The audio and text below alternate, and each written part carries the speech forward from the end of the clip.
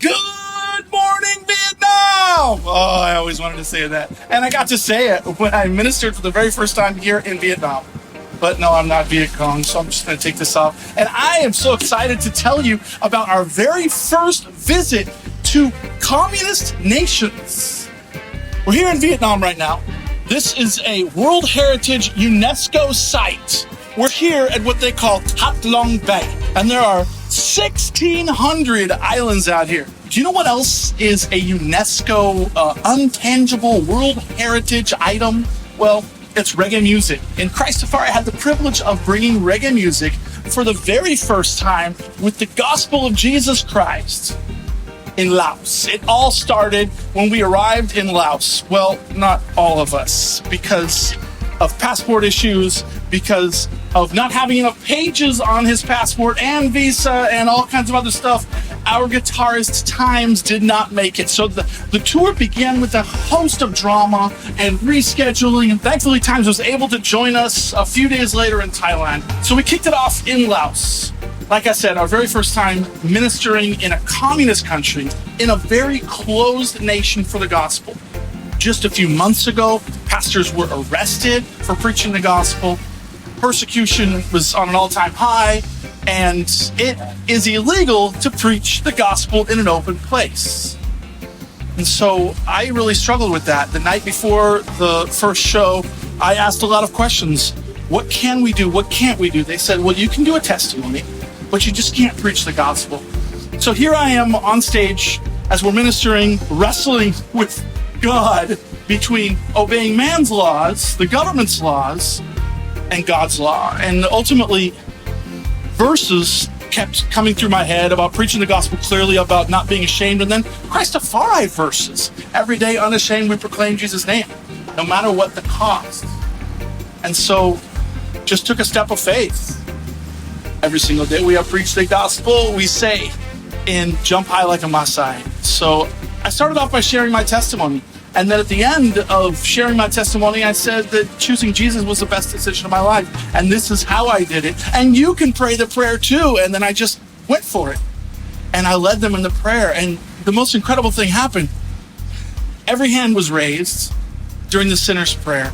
And the promoter came up to me afterwards saying, you did it, you did it. I'm so excited you preached the gospel. And I was thinking they were going to be like, you shouldn't have done that. But they're like, every hand was raised. And thankfully, the guy with the machine gun that I saw in the green army outfit when we arrived at the show was not there during that time.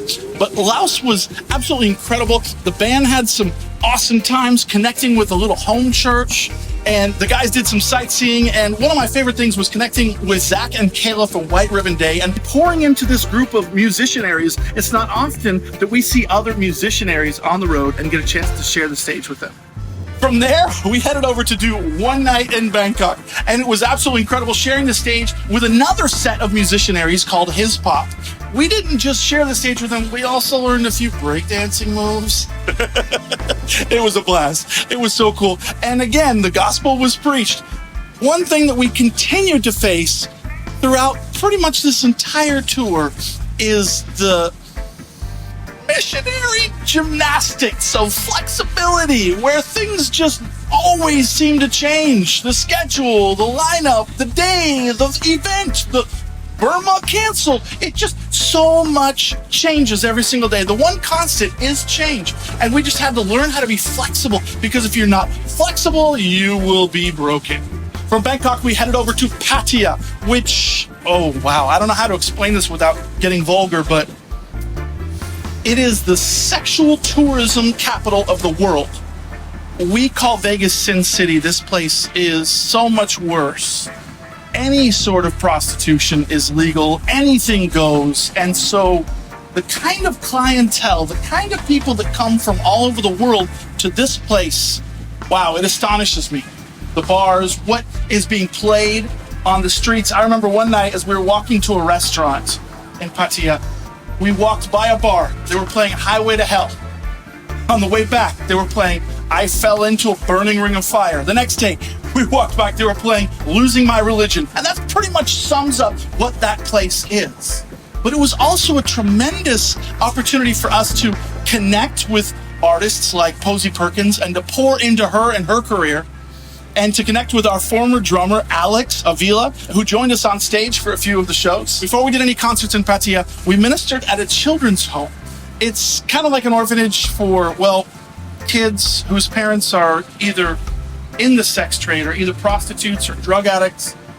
It's a tough place to be a kid in Pattaya without a parent to take care of you. This children's home is literally transforming the lives of 90 children. We had a chance to jump rope with them, play tug of war with them, play all different kinds of games with them. And then we fed them, and then we sang for them and shared the gospel with them. It was so awesome. Some of the kids there are learning how to play instruments or actually have a reggae band. And so we had a chance to lay hands on them and pray for them and encourage them in their ministry. Another highlight for this tour was bringing Mark Johnston along once again. Now, Mark has joined us on pretty much every continent so far, and he was able to teach the children and to also pour into leaders at different churches. We also had a chance to visit Sheer Love. Our former drummer, Alex Avila, for the last few years has been a missionary there in Pattaya, and he's been working with this organization called Sheer Love that teaches people who have just come out of the sex trade, just come out of prostitution, or at risk of potentially going into it, a trade. In this case, it's how to cut hair. It's basically a salon or a barber shop. But they don't just do that, they teach English and they teach the Bible. It's so incredible to see these Bible studies led by our former drummer.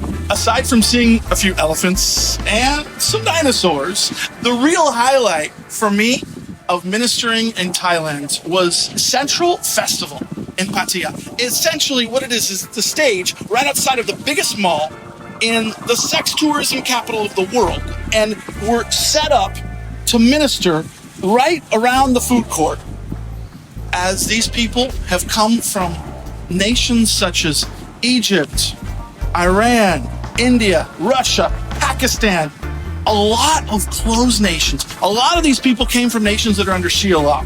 Essentially, they're looking for this freedom and they're looking for sexual freedom.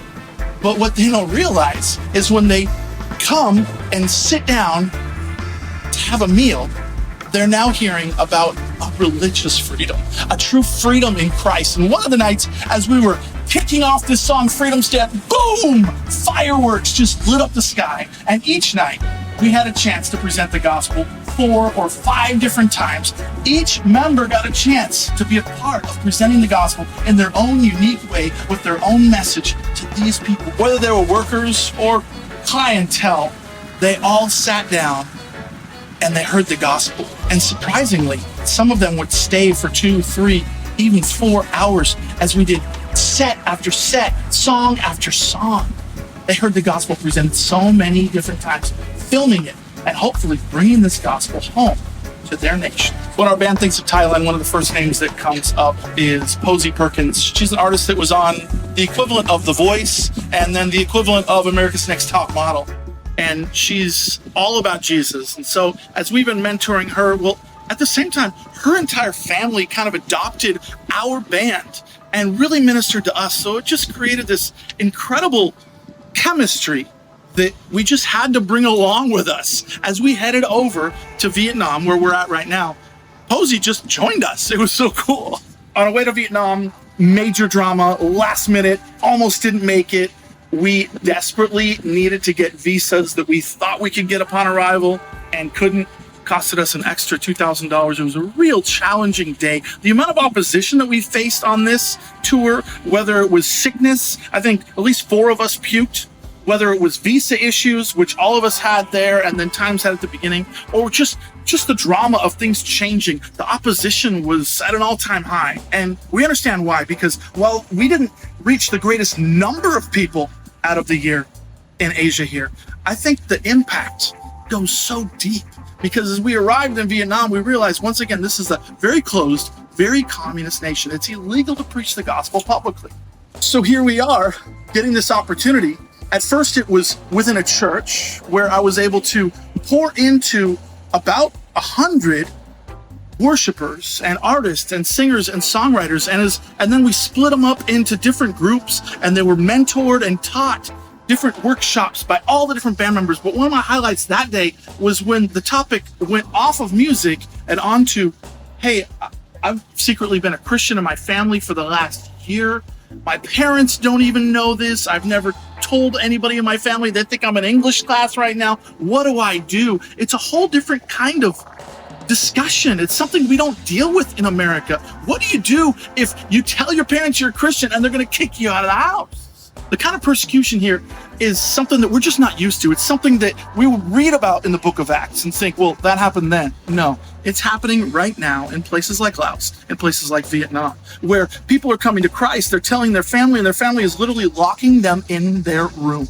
So we and some of the girls in the band were able to pray for these new converts, pray for these persecuted Christians, lay hands on them, encourage them, uplift the body. Our main concerts in Vietnam were in Hanoi, and they were supposed to be inside a small church, but then last minute, the Lord provided an incredible outdoor venue with a host of drama and problems and the police shutting things down. But for 2 nights in a row, we were able to not just play a full set, but also to preach the gospel. And once again, we saw so many hands raised. The second night was the kind of energy that we would expect from South America, not from Asia. People literally had their souls on fire for Christ. Our lives have been transformed by this nation, by Thailand, and by Laos. And I just want to encourage you guys. The Great Commission is not the great suggestion. It is our mission. It is imperative that we go. And if you haven't gone yet, go. Take a short-term mission trip. And if you haven't partnered with us yet, please go to Christafari.com/donate today and become a monthly partner. Click on the most needed fund, because the need is great and the mission is even greater. Thanks so much.